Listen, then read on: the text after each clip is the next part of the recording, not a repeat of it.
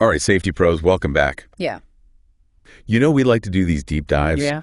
And today we're looking at something that everybody deals with all the time, and that's OSHA record keeping. Yep. And specifically, we are going to try to break down how to figure out if something is a new case or not. Right. And I have two sources for this. Okay. One is OSHA. Of course. Section 1904.6. Makes sense.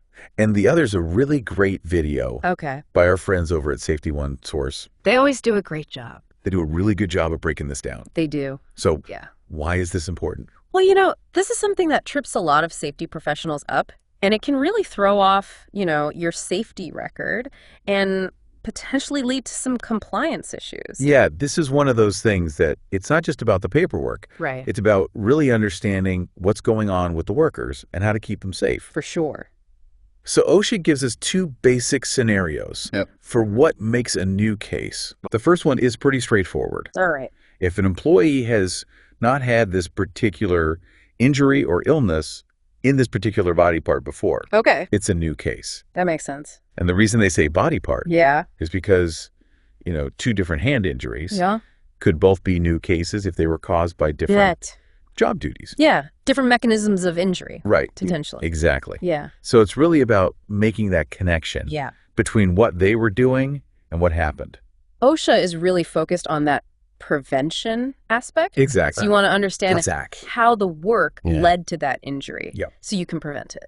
Okay, so scenario 2 gets a little trickier. All right. This is when an employee had the injury or illness before. But they fully recovered. Right. And then something at work made it come back. So the classic example is like a back injury. Sure. Like somebody hurts their back. They go through physical therapy. They're totally fine. And then they're back on the job. Lifting heavy boxes. And bam, their back goes out again. That would be considered a new case by OSHA because that workplace event was involved in that recurrence. Makes sense. So new injury or old injury triggered by work. Right. Both new cases. Exactly. Okay, so now we've got a whole nother thing. We've got chronic illnesses. So this is where Section 1904.6B1 comes in. And I'll admit, this kind of tripped me up the first time I read it. It can be a little confusing. But first. So basically, if it's a chronic work-related illness, you only record the case once. You don't record it every time the symptoms flare up. So it's not every... They might keep happening.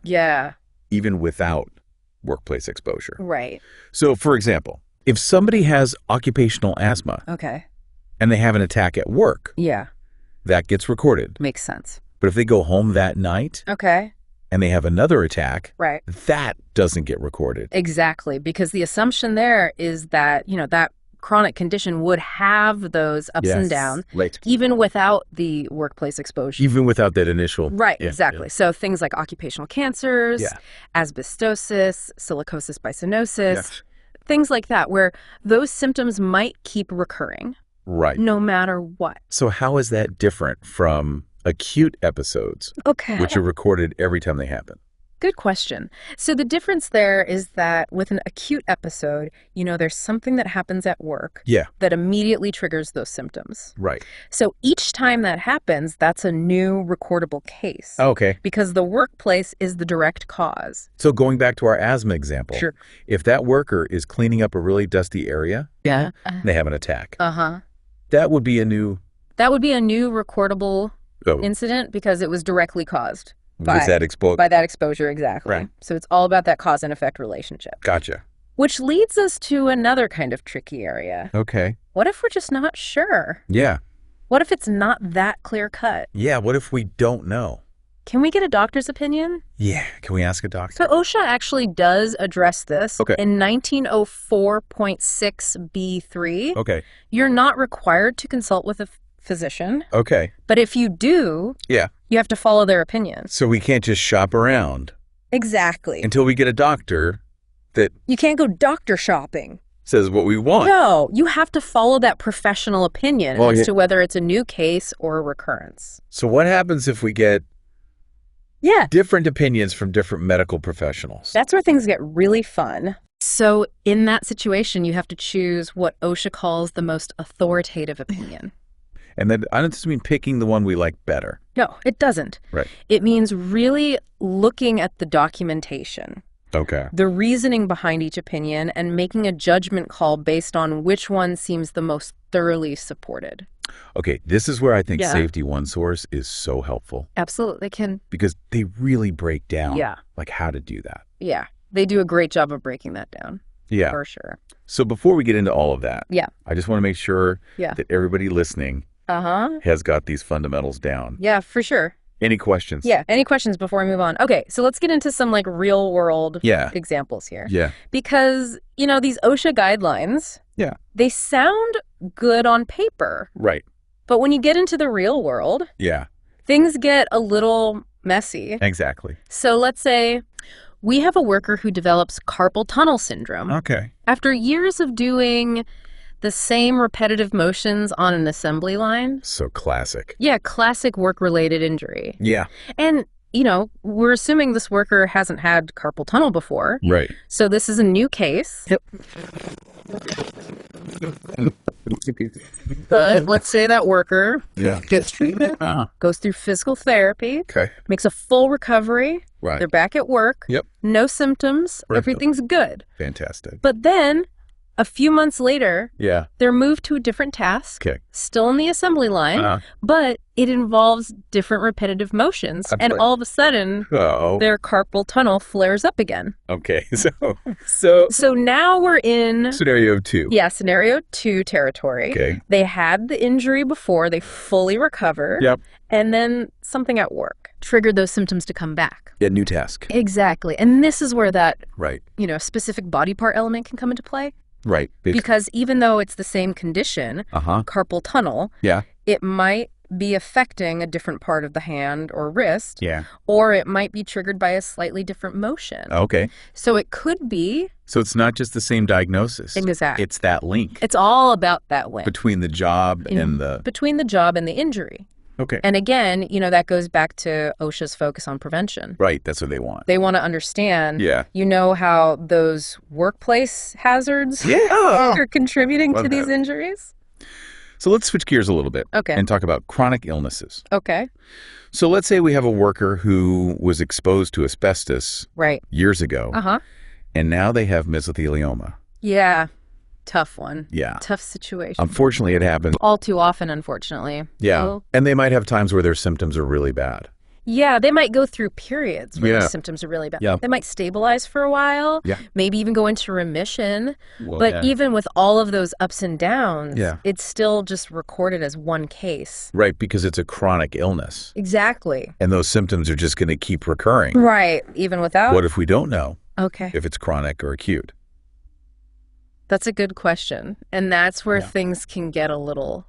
Yeah, or what if the doctor's documentation doesn't say, like, if it was related to work or not? And that's where, you know, I'm so glad that we have resources like Safety One Source. Me too. Because they really will. They can help us. Like, they've got our back. They've got our back, exactly. When we're in those situations that are kind of... They have so much information. Yeah. Webinars, articles. Yeah. Even experts that you can consult with to kind of help you navigate. Yeah, it takes all the guesswork. Take a lot of the guesswork out of it. Out of it. For sure. Okay, so we talked about scenarios 1 and 2. Yep. We talked about...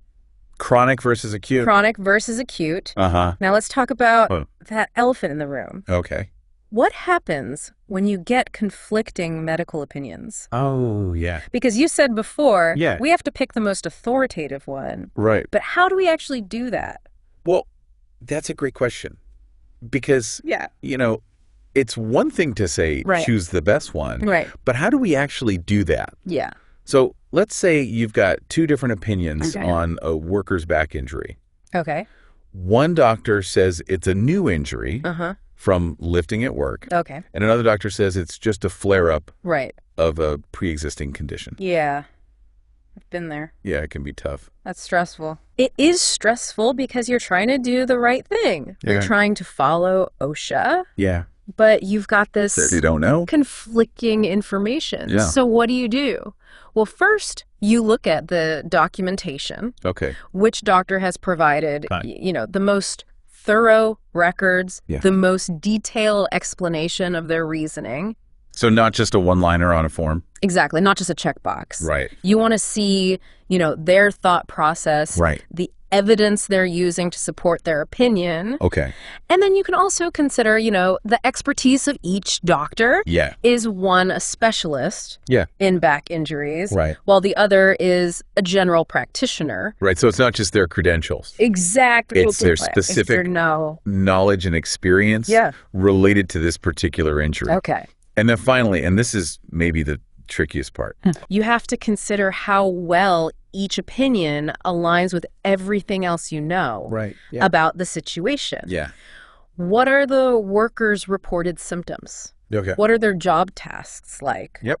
What are the potential exposures in the work environment? So it's like putting a puzzle together. It is. And you're looking for the opinion that fits all the pieces. It's not just the medical evidence. Exactly. It's not just the medical evidence in isolation. Right. It's the whole picture. And that's where Safety One Source, I think, can be so helpful. Absolutely. Because they can help us. They walk you through. Walk through those thought processes. Those thought processes, step by step. And they give us those real world. Yeah, they have real world examples, case studies, things that help you see. Yeah. Okay, how does this actually play out in a real life situation? Yeah. So.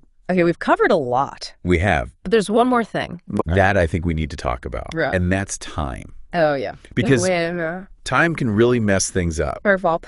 So let's say a worker has a back injury on the job, goes through treatment, recovers fully within a few weeks, and then 6 months later, they hurt their back again. Mm-hmm. But this time it happens at home, doing yard work. Ooh, tricky. Is that a new case under OSHA? So this is where things get really nuanced. And unfortunately, there's no easy answer. Oh, come on. I know.